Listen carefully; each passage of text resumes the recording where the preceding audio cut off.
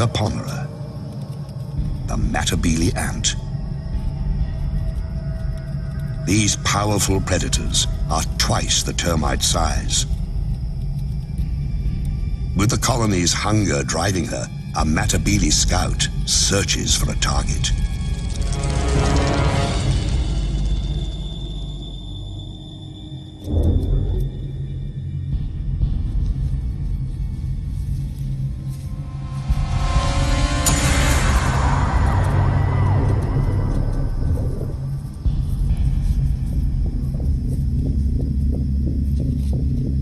The termites know that shadow and what it means.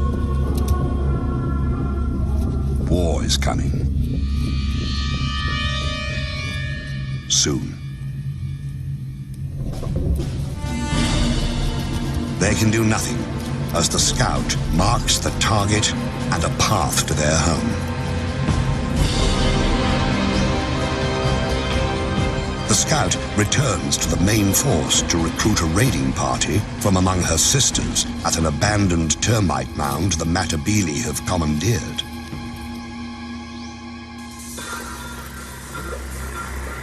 With a jolt of pheromones, the chemical message travels among the warriors. It's a perfect time to attack, early in the day, before the heat rises.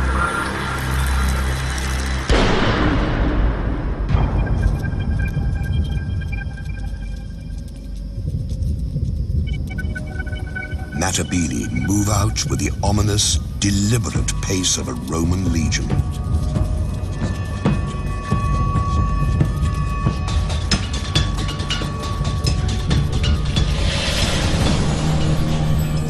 Like legionaries, the ants wear armor.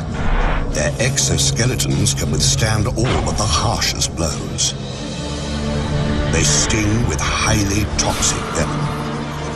But their heaviest weapon is their jaws, able to rip opponents to shreds.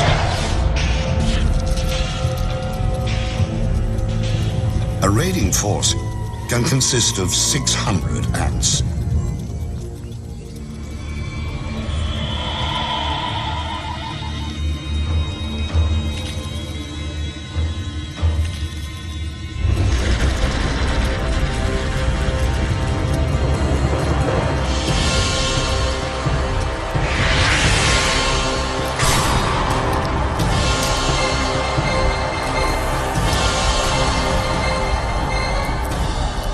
The first wave breaks the battlements, ripping open mud galleries, probing for cracks in the wood. Now, the smallest Matabele attack. These tunnel rats make relentless forays into the termite sanctuary.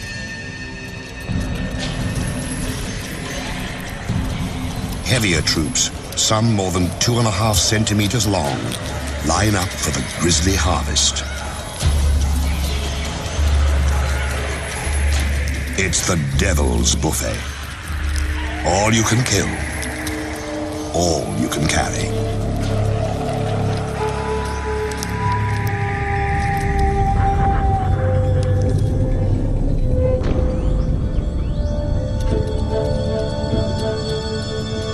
One raid might claim 4,000 victims.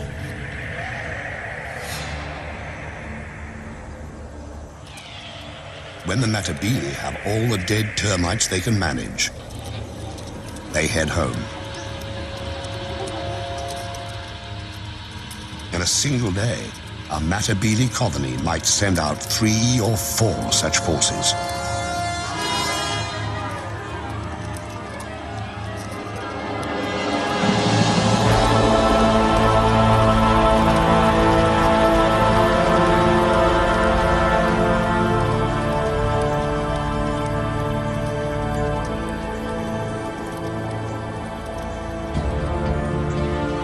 Soon, the big ants will move their base to richer hunting grounds.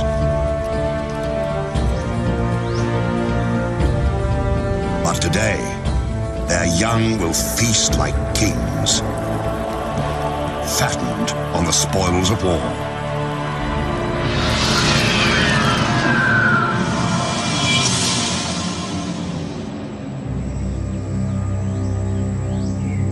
Violence is the imperial tool, wielded in many ways.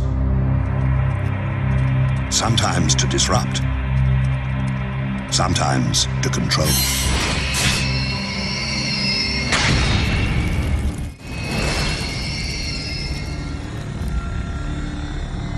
A queen can seize power with the victory of each individual soldier, or by overwhelming force. Some empires grow so large, they send everything fleeing before them.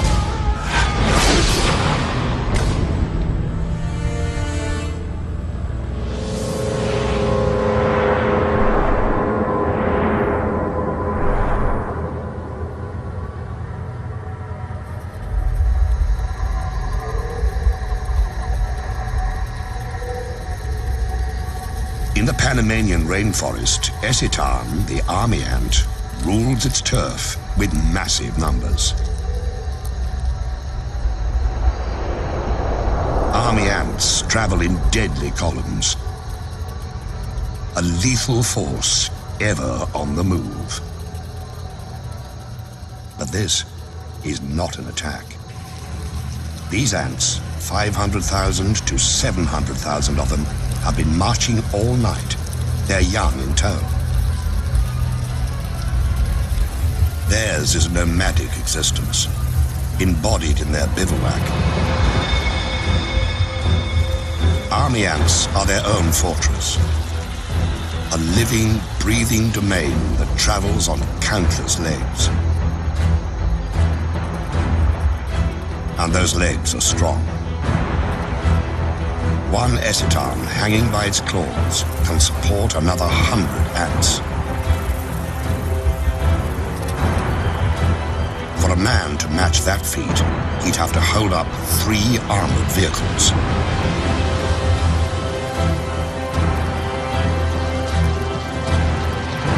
Deep in the recesses of this mass of ants are hidden 200,000 unhatched young, and the Eciton queen. She lays eggs by the million, keeping the colony alive and forcing it to find sustenance.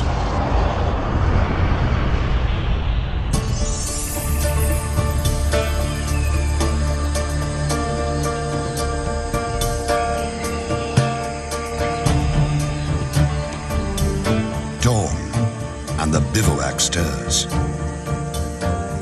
After a night of stillness, the colony must feed. The meter-long mass of legs and feelers rouses itself into action.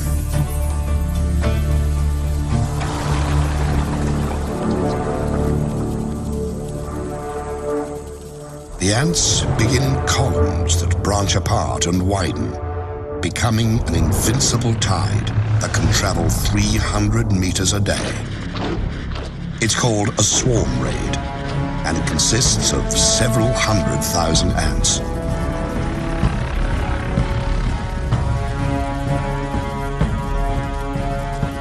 The ants move in a deadly wave, 15 meters across, driving all before them.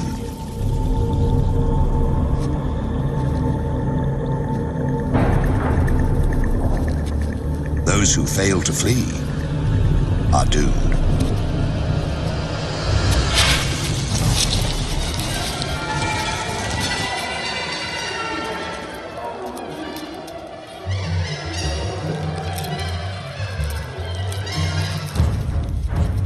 Whatever army ants can catch, they consume.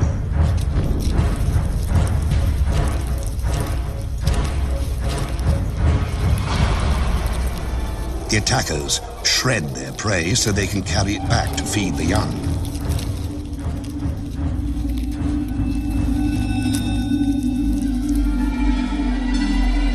Army ants even overpower the land.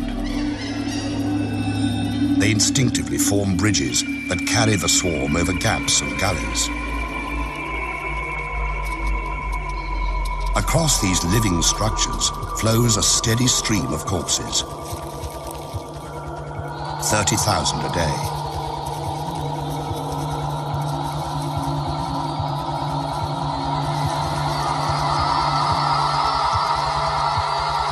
But army ants have enemies.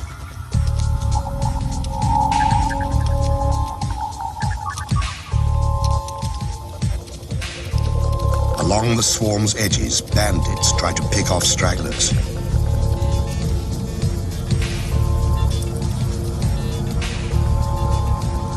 Paratrachina, or crazy ants, are the anarchists of the forest.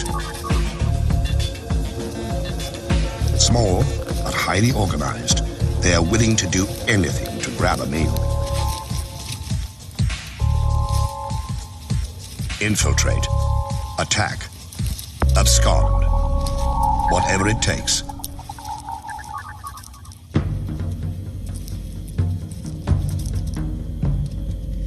Instead of stingers, the crazy ant has spray jets that spew paralyzing venom. It lets the cruel little soldiers take down much larger opponents.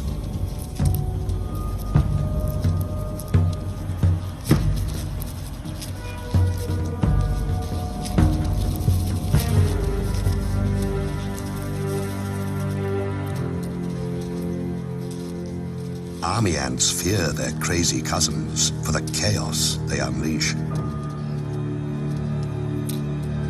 The bigger insects have to fight for their lives against the anarchist throngs. At first, the crazy ant's venom stuns the army ants. Then the effects wear off, and the army ants regain their strength. They handily escape the tiny pirates and return to the business of the raid.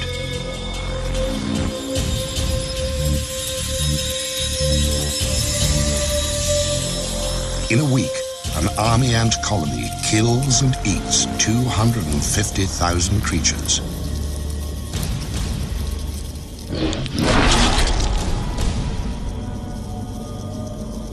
Ravaging the landscape, army ants shred its sense of order. In another kingdom, the ruler maintains control by any means necessary, even torture.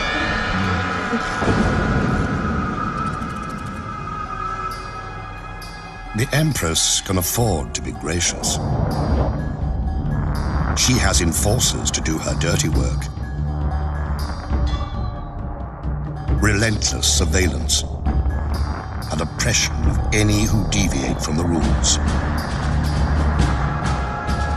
In the kingdom of Mellifera, order is the order of the day.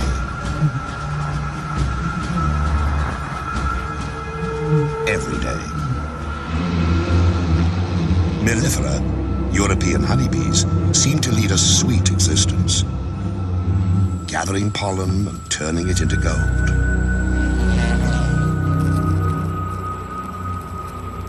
But beneath this bright image lies a dark reality.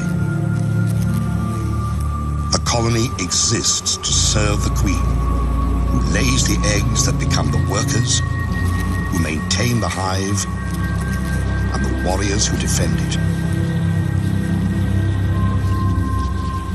Below the queen ranks the colony's young, its future.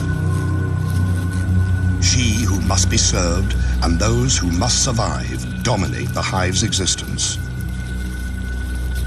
But if something didn't keep the hive's inhabitants in line, bee society would fall apart. Every female has it in her to lay eggs, to be a queen. But the colony can have only one ruler. So, it has a police force to ensure that fact. Enforcer bees patrol constantly, checking the cells, tracing the lineage of suspect eggs, making sure the guard bees stay on their fuzzy toes.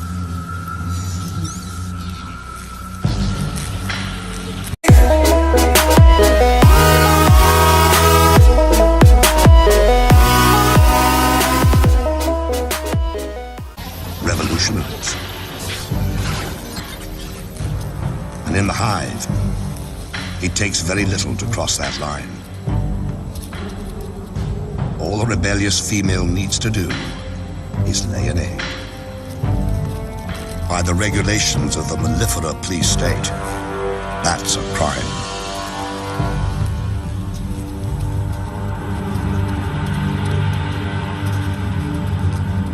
One bee is breaking the law. She deposits an egg in what she hopes is safety. If they thought they could get away with it, half the bees here would do the same. And the hive would fall into disarray. That's why police bees make their rounds, searching for evidence of insurrection.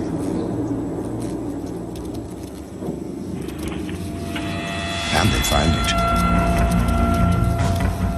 For them, an outlaw egg contains the seeds of a colony's destruction, and so it must be destroyed.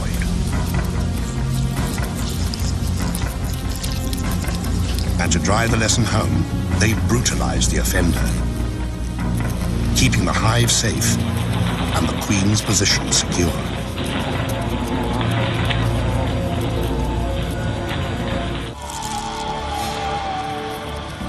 The natural order demands surrender. But in other realms, something far worse awaits.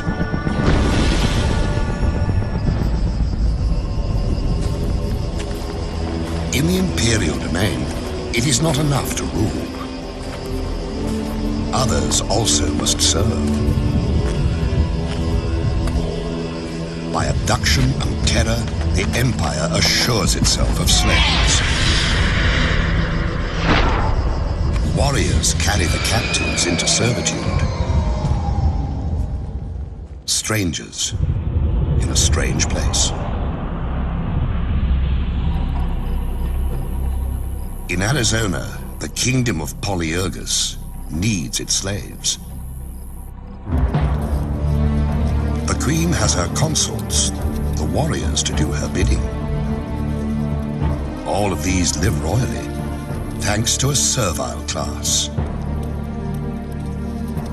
Polyergus, the slave raider ant, requires slaves because the species has grown so specialized it cannot care for itself.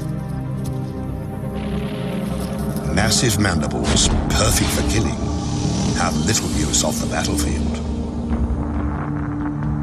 So this kingdom has two societies: those who reign and those who serve.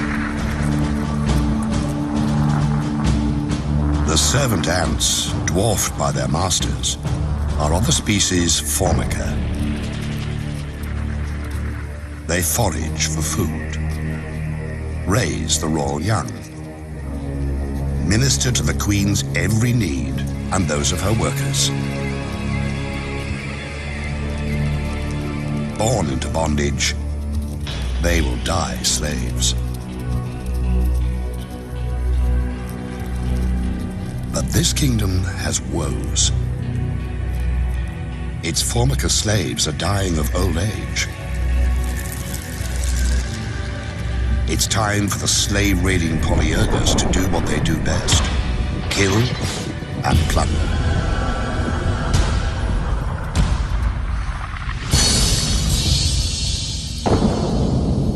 A scout has found a Formica nest. She enlists a gang of raiders. A roiling mass of red aggression, spoiling for battle. In an instant, they're off. 1,500 to 2,000 ants flowing across the terrain with a single purpose: seize slaves.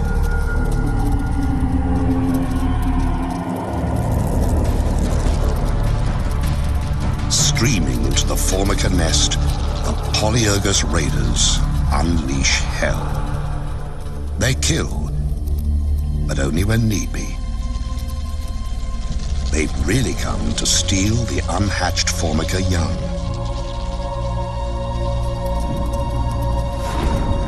In a chilling display of single-minded oppression, polyergus raiders blow past the startled formica to grab as many pupae as they can. It's not unusual for raiders to carry off 500 to 800 new slaves, decimating a colony.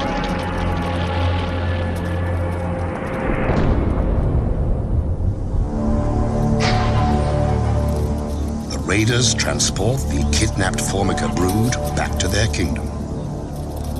When the stolen formica hatch, they will believe the polyergus nest is where they belong.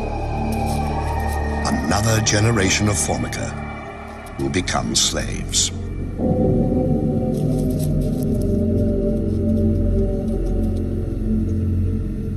At the wrecked formica nest, the queen roams amid the ruins, her offspring abducted and enslaved. She has been spared, but in other realms, innocents suffer unspeakable horrors.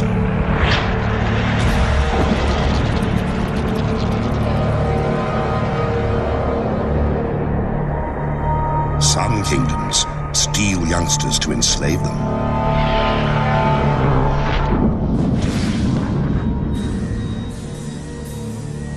Others take no prisoners, slaughtering the defenseless to feed their own young.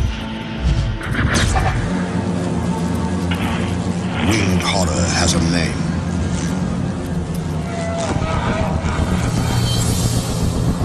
Mandarinia, the giant hornet.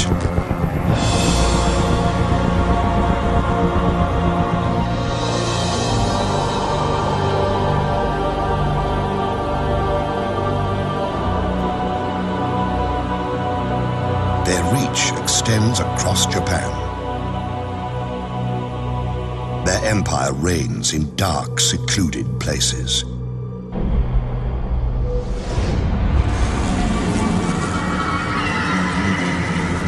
These hornets are at the peak of their powers.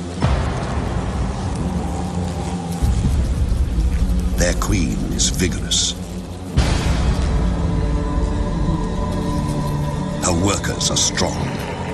Her fighters are many.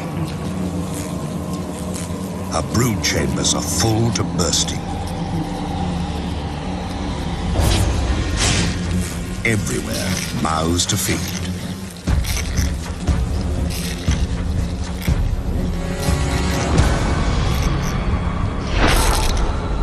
Countless larvae signal their relentless hunger by scratching at the walls of their cells. The grating drives the adult hornets into action.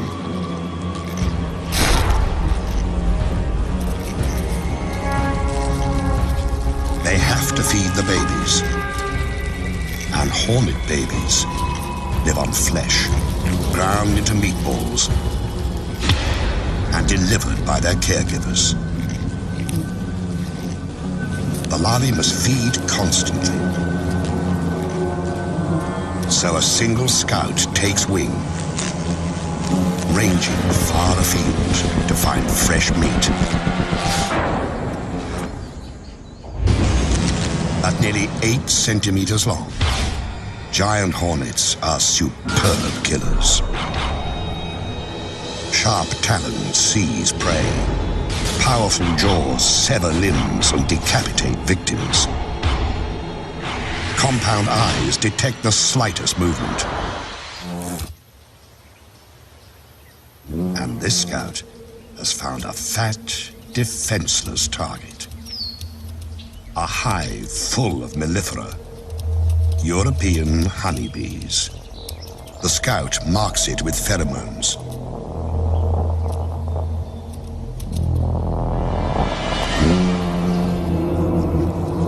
These bees aren't native to Japan. They arrived during the last century, imported because they produce more honey and are less combative. Because the alien bees didn't evolve with the giant hornets, they have no way to fight an attack.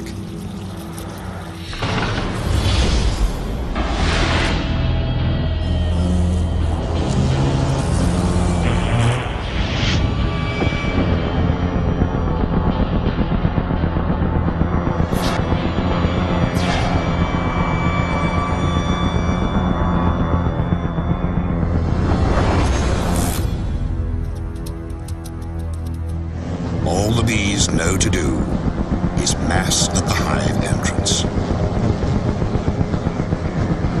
There, they prepare to fight to the death.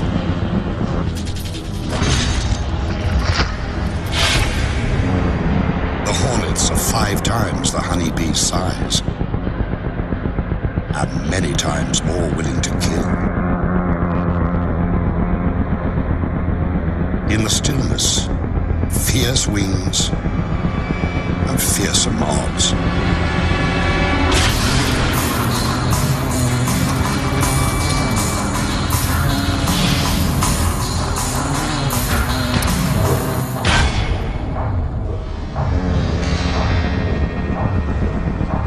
Valor has no place here, and yet the brave bees will not surrender or flee.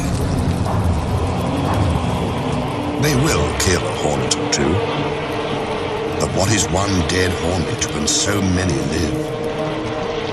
Reveling as they do in the deaths of bees by the thousand.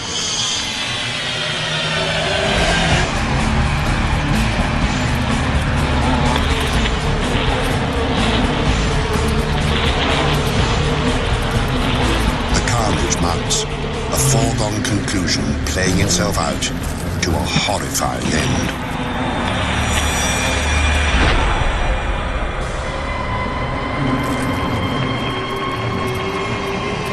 In only hours, 20 or 30 hornets can wipe out a hive of 30,000 bees.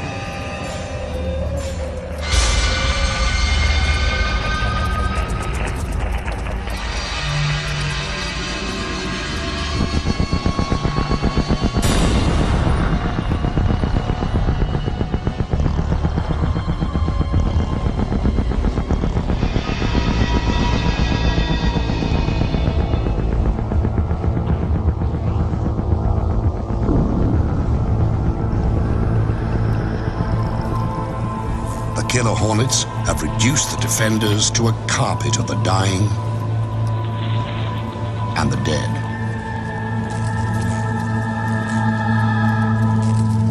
Now, they can rob at their leisure, sometimes for days.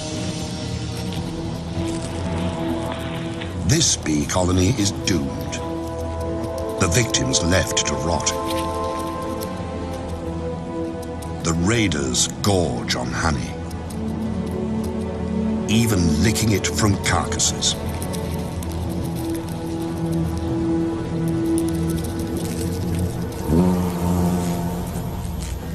The unborn bees will be chewed into protein paste and fed to the hornet young.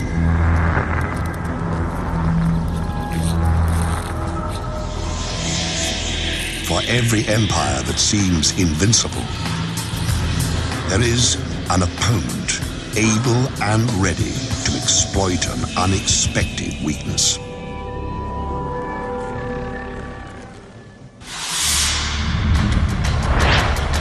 Empires attack, but they also must defend themselves. No matter how strong the fortress, the best defense is knowing your enemy.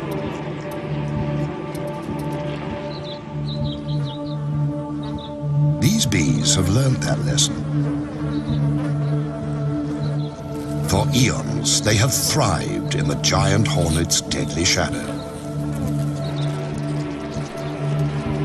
The bees of Sarana know the giant hornets send scouts to find their hives. To survive, these Japanese honeybees must capture and kill the hornet scout.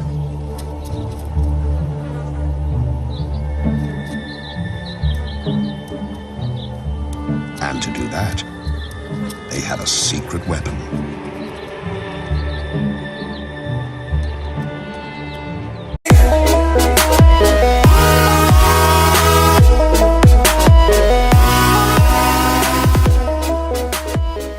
Enemy at the gate, the soldier bees pull back slightly. Their waggling signals a sneak attack. They're enticing the hornet to enter their hive. When she takes a few sacrificial targets, the bees attack. In a horde, the defenders rush the hornet scout, enveloping her in a wave of bee bodies. But they don't sting. Instead, the bees crowd belly to belly against the invading beast. Vibrating their abdomens, they create a ball of heat that clasps the hornet at its livid core. It's a battle with narrow margins. The bees can stand temperatures up to 50 degrees. The hornet can only survive to 46. The temperature of the core, 47 degrees. For 20 minutes, the squirming orb presses onto its prey. Bees die. Others step up. If the scout escapes, all is lost.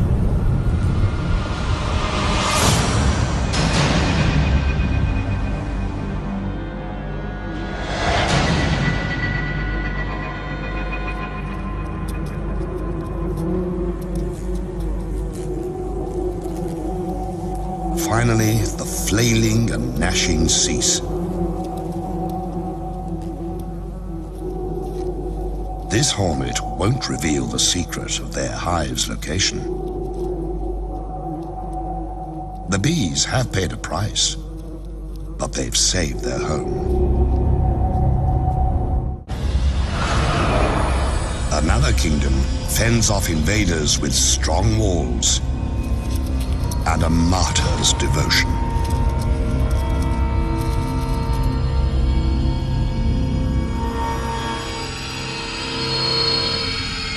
In the land of Macrotermes, jousting for territory and resources never relents.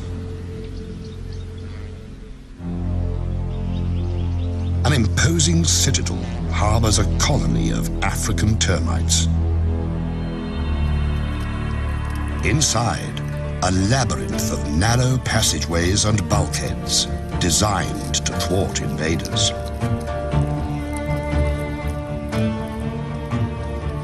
The termites are watchful, lest their citadel fall. But kingdoms' fates often are decided at their borders. A remote outpost can be all that stands between survival and the empire's collapse.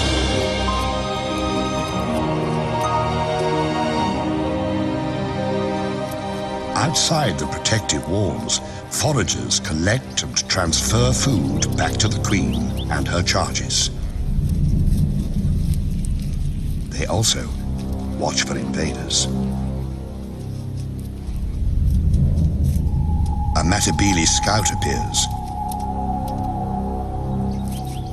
With their heads, termites send a subterranean alarm that ripples through the outpost.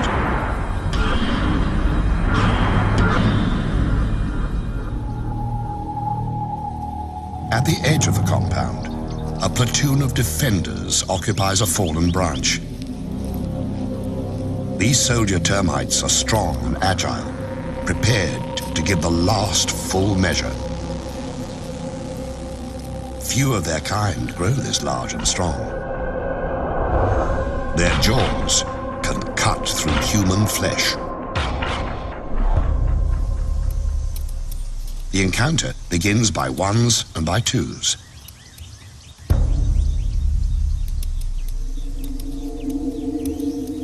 A raider infiltrates. A sentry patrols.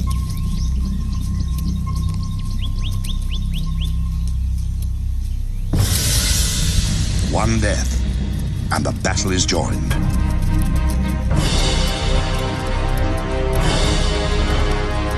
The ants stream forward, attacking with no mercy.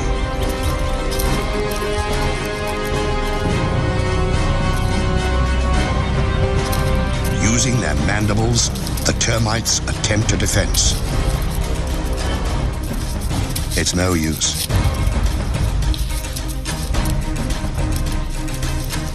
Some seek shelter, but there's nowhere to hide. Even the formidable termite guards are no match for the raiders' venomous stings, which destroy the termite's nervous system.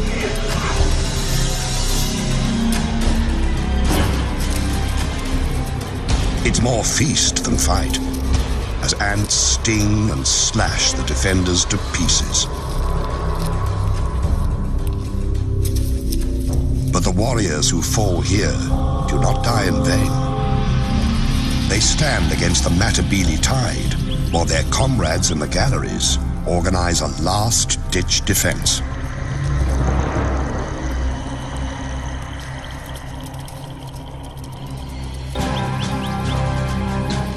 The termite colony is safe, but at a terrible cost. The departing ants carry off hundreds of termite corpses that will nourish the invaders.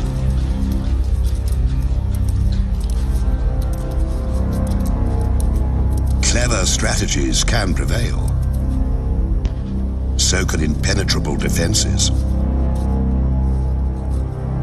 But there's no way to prevent an attack from within.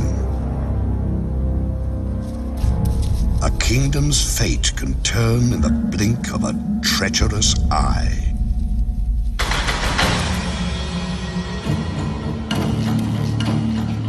Power belongs to those who hold it, and to those who seize it. An empress is only as safe as her courtiers allow. When danger stalks the halls, rulers do well to beware. In the kingdom of Polyergus, virgin queens have to steal empires for themselves. They cannot inherit this domain. The reigning queen will tolerate no rival. So, a would-be monarch must infiltrate a Formican nest,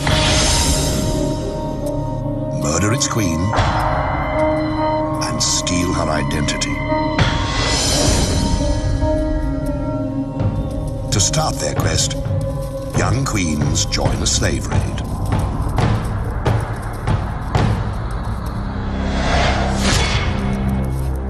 En route, they mate and shed their wings, a sign that they now bear the seeds of empire.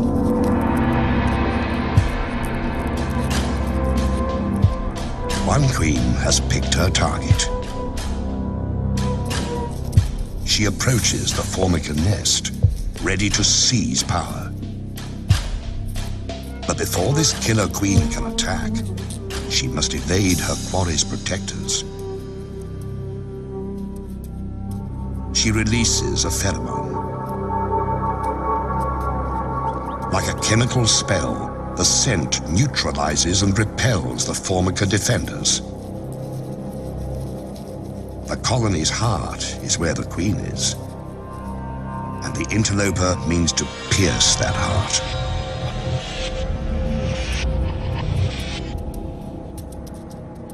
She's fixed on her mission: assassinate the queen and take her place.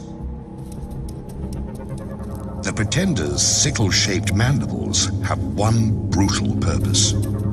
When she confronts her rival, there's no hesitation. She savages her prey,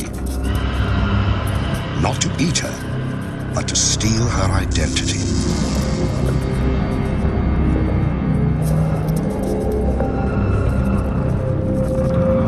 Attendants try to pull the wounded queen to safety, but the murderess will not allow it.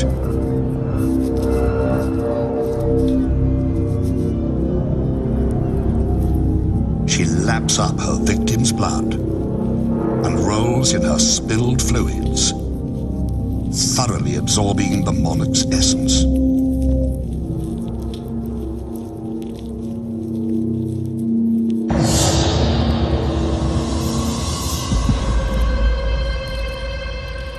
After 20 violent minutes, the Formican queen is left to die.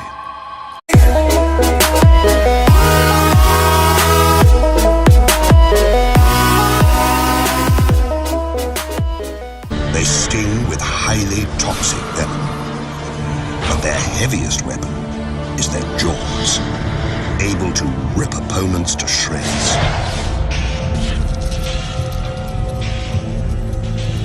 A raiding force can consist of 600 ants.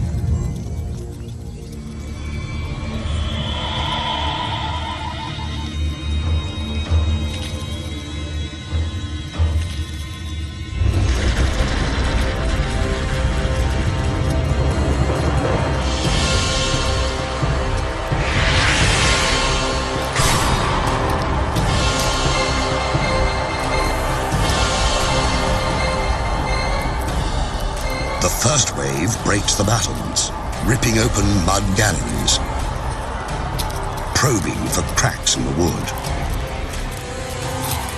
Now, the smallest Matabili attack. These tunnel rats make relentless forays into the termite sanctuary.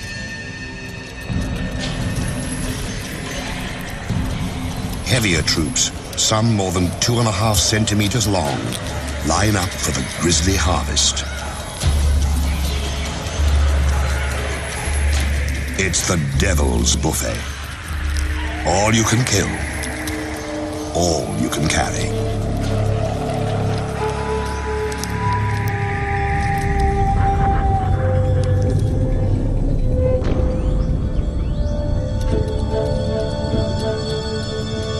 One raid might claim 4,000 victims.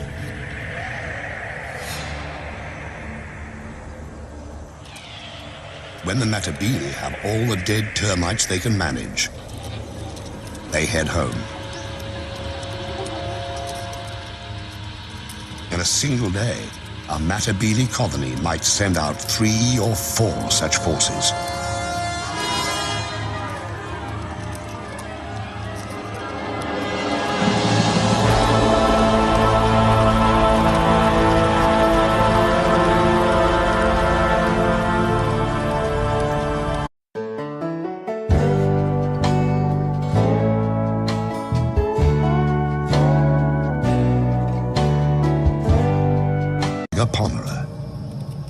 The Matabili ant.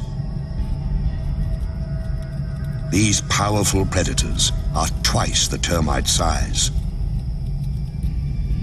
With the colony's hunger driving her, a Matabili scout searches for a target.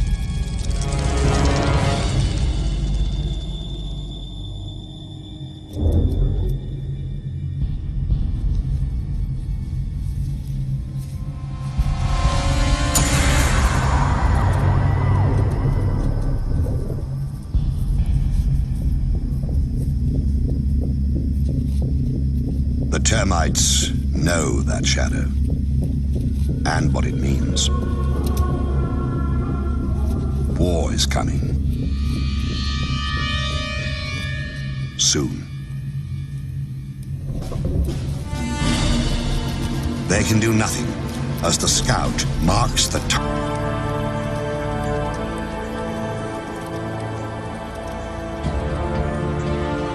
Soon, the big ants will move their base to richer hunting grounds.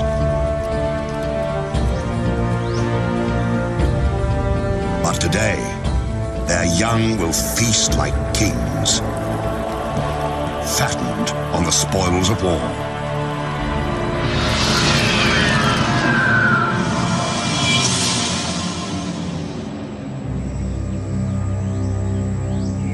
Violence is the imperial tool, wielded in many ways. Sometimes to disrupt, sometimes to control.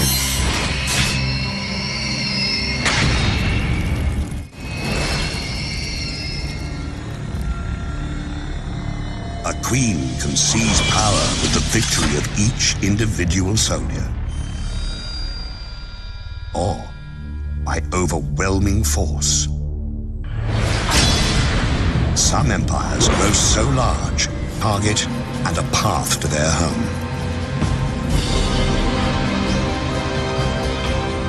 The scout returns to the main force to recruit a raiding party from among her sisters at an abandoned termite mound the marabunta have commandeered.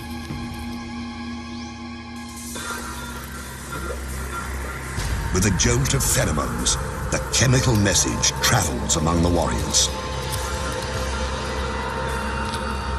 It's a perfect time to attack, early in the day, before the heat rises.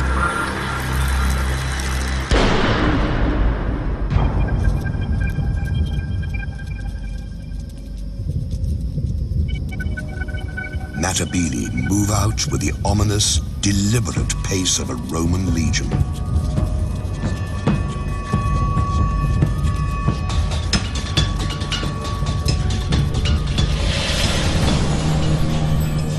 Like legionaries, the ants wear armor. Their exoskeletons can withstand all but the harshest blows.